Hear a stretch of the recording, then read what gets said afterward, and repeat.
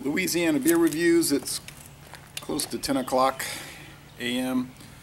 This is a special edition, Worthington's White Shield Revisited. These arrived at Matherns last week, and the manager said, "I'm going to cut this." I didn't order this. I said, "This is kind of rare, you know. It was in a book, 300 beers to have before you die." And he said, "Okay, tell him not to cut it." It's only $3.99 a bottle. 500 milliliter, 16.9 ounce bottle. We couldn't figure out why this was even sent to the store by Crescent Crown. Another oddity is it says best before the end of March the 6th, 2014. So this is almost a year out of date. Man, you let an Anheuser-Busch beer be found on the shelf this far out of date, and they're going to find bodies behind the levee by the river. 5.6% alcohol. It says our finest India Pale Ale for true IPA connoisseurs. Has won multiple awards at CAMRA, Campaign for Real Ale, in England.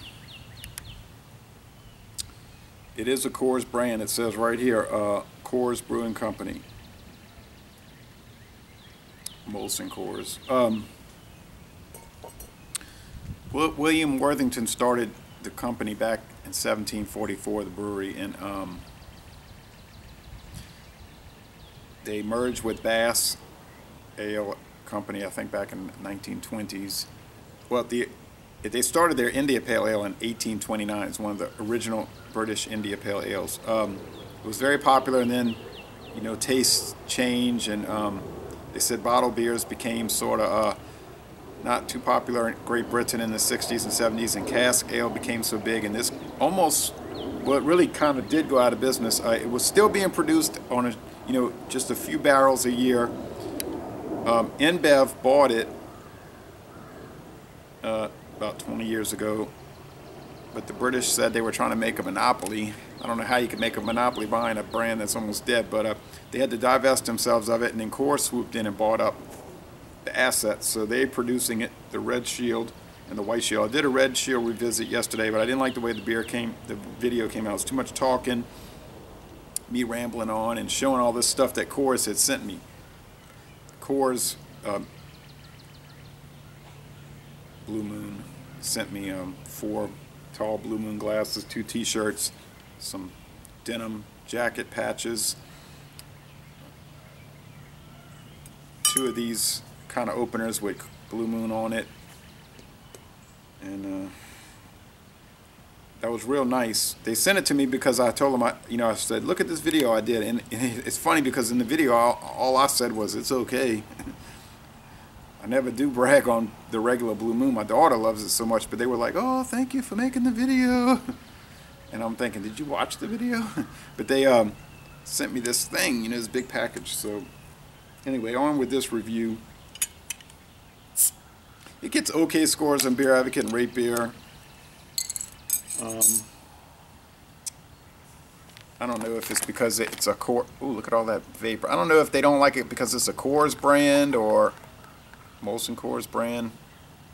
You know, Molson-Coors, a lot of people say Molson bought out Coors, but if you get on the Molson-Coors website, it very clearly states that it was a 50-50 union of the Coors family and the Molson family.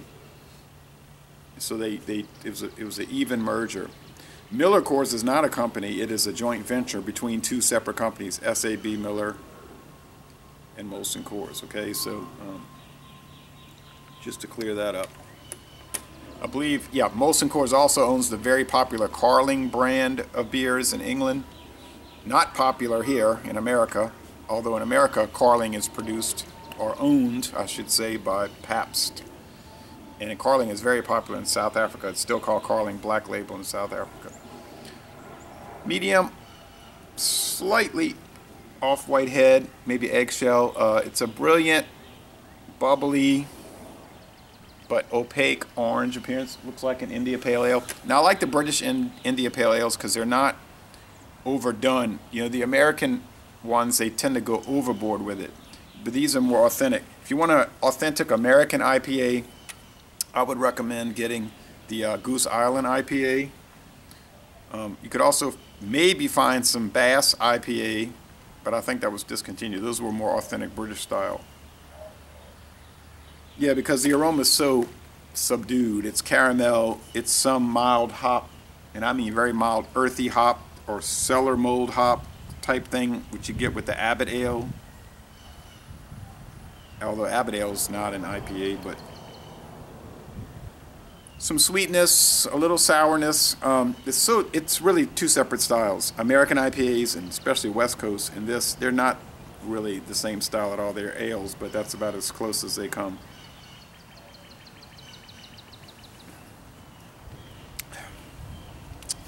These British IPAs are so caramel candy in their flavor.